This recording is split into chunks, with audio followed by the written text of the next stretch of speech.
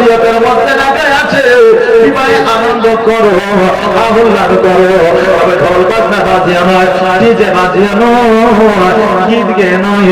নারী পুরুষ একসঙ্গে আপনার নারী পুরুষ একসঙ্গে ডান্স করে নয়, নারী পুরুষ একসঙ্গে আপনার হোলি খেলে নয়, নারী পুরুষ একই ঠাট্টা করে নয়, কারণ এইগুলো শরীয়তের মধ্যে বিলকুল হারাম রয়েছে। জোরে বলেন নাউজুবিল্লাহ। এইগুলো শরীয়তের মধ্যে একেবারে বিলকুল হারাম। তবে এখন বর্তমানে বিয়ে হলে জামাইয়ের কাছে একটা লোহা রাখি, একটা দেখবেন যে কি বলে কাজল রাখি, বা হয়তো একটা চাকু রাখি, একটা জাতি রাখি, রাখি না? আপনাদের দেশে হয়তো হয় না, অনেক জায়গায় রাখে। বলে কেন? বলে জামাইয়ের উপরে নজর লেগে যাবে, জামাইকে কেউ হয়তো আক্রমণ করে দেবে। এগুলো ইসলামিক শরীয়তের কোন বিধান না। এখন যে মায়েরা মানে, যে বাবারা মানে, বলে নতুন নতুন মৌলবি আসছে, নতুন নতুন ফতোয়া দিচ্ছে, এগুলো আমাদের পরম্পরা চলে আসছে। বলবে না ভাবছে ভাইরা, নতুন নতুন ফতোয়াও নাই, নতুন নতুন মৌলবিও নয়।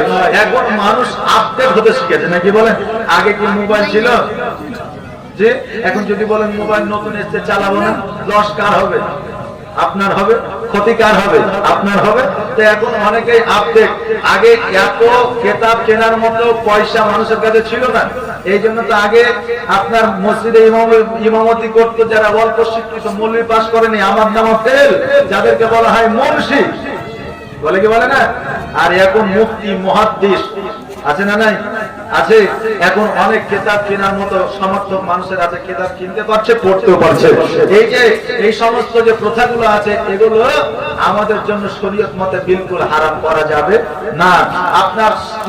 আপনার পুরুষ মালা পড়তে পাবে না, আপনার সোনার আংটি পড়তে পাবে না, তারপরে কান ফোড়াতে পাবে না, আপনার আলতা পড়তে পাবে না, মেহেন্দি লাগাতে পাবে না, নাক ফোড়াতে পারবে না।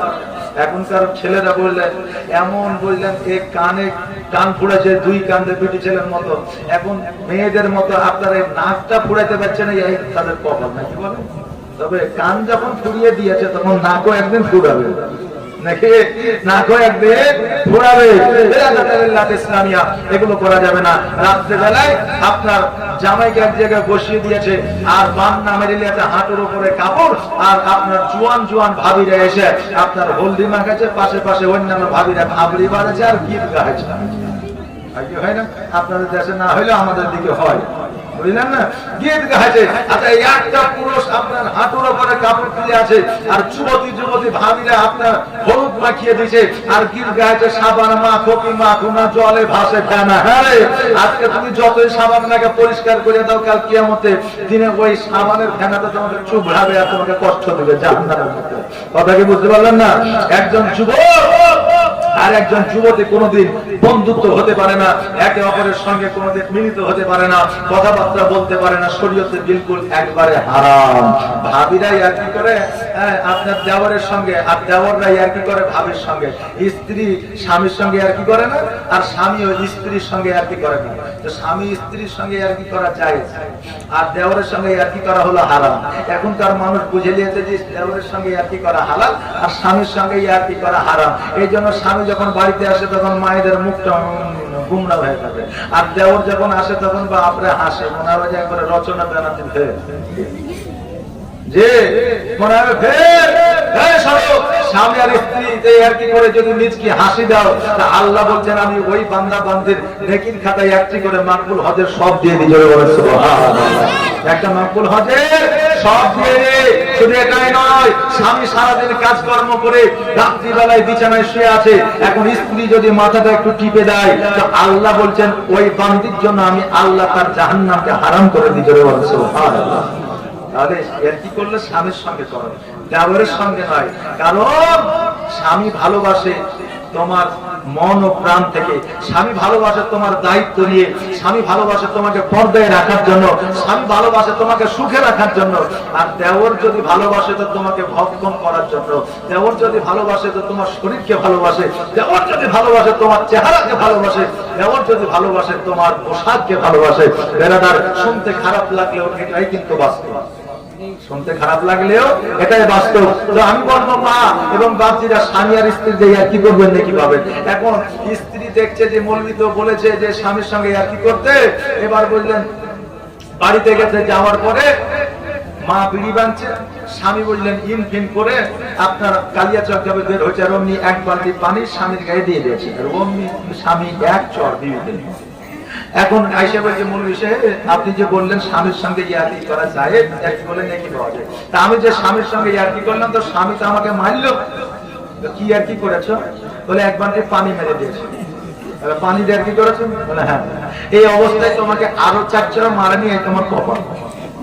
বলে আরো 4 চড় মারেনি, এই তোমার কপাল। বলে কেন? বলে এই যে পানি মেরেছে এই মাসটা কি মাস চলছে? বলে মাঘ মাস।